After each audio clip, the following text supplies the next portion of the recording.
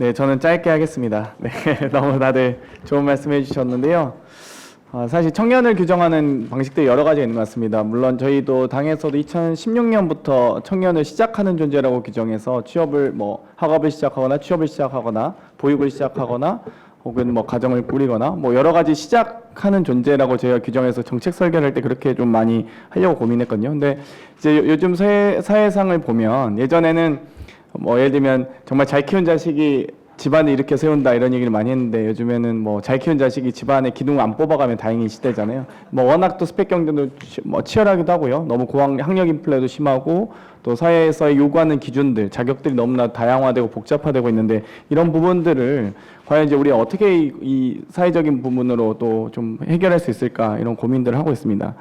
예를 들면 저는 기본적인 문제는 지금 앞에서 말씀해 주셨듯이 의존에서 독립으로 또 고립에서 연결로 이어지는 어떤 사회안전망 구조라고 저는 이해를 해요. 그래서 예를 들면 우리가 80년대만 해도 1차 산업의 비중이 70%에 육박했다면 지금은 3차 산업의 비중이 한 60% 이상 넘고 있잖아요.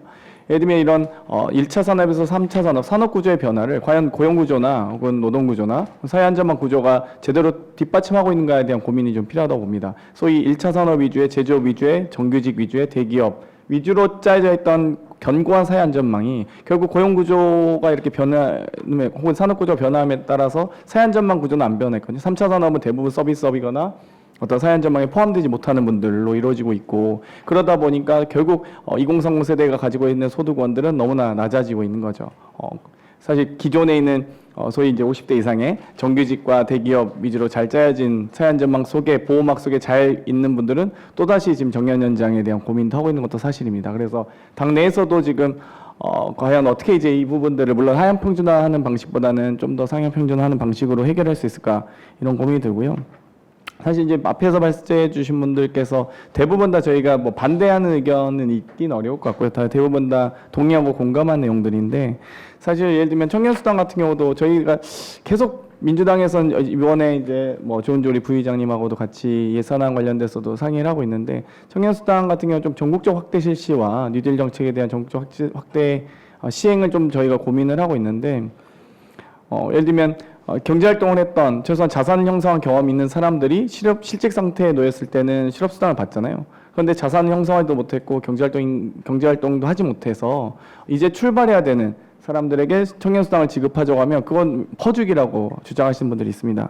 그런 부분에 대해서 저희도 대단히 안타깝다고 생각하고요. 방금 앞에 김문길 위원께서 말씀하셨을 때 출발 자산과 개인활동 계좌 이 부분에 대해서 말씀하셨는데 저희가 저번 달 저희 각 청년위원회에서 또 공약을 넣었을 때 이 두 부분에 대한 내용이 있어요. 그래서 내년 총선 공약으로 저희는 어쨌든 총선기획단에서 열심히 토론을 할 텐데 이 두 부분에 대한 출발자산과 개인활동 계좌에 대한 부분들을 논의하고 있습니다.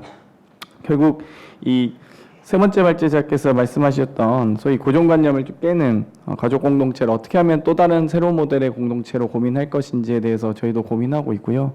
지금 계속적으로 이야기 나오는 예를 들면 청년주거 국가책임제 이번에도 언론에서도 많이 다루고 있는데 모병제든 청년 신도시든 이런 부분에 대해서 저희도 개념을 대단히 많이 준비한 정책이긴 하지만 그 부분에 대한 또 일정한 논쟁이 있는 것 같습니다. 그래서 여기에 대해서 저희도 최대한 이 정책적인 보완을 좀 완벽하게 하고 또 이 정책을 실현하는 건 결국 정치거든요. 그렇기 때문에 우리 청년의 삶을 바꾸는 미래를 만들기 위해서 여기 계신 분들도 지속적으로 관심을 가져주시고 또 이렇게 또 전문가분들께서 좋은 정책을 잘 만들어서 또 실현할 수 있도록 저희도 열심히 노력하도록 하겠습니다. 감사합니다.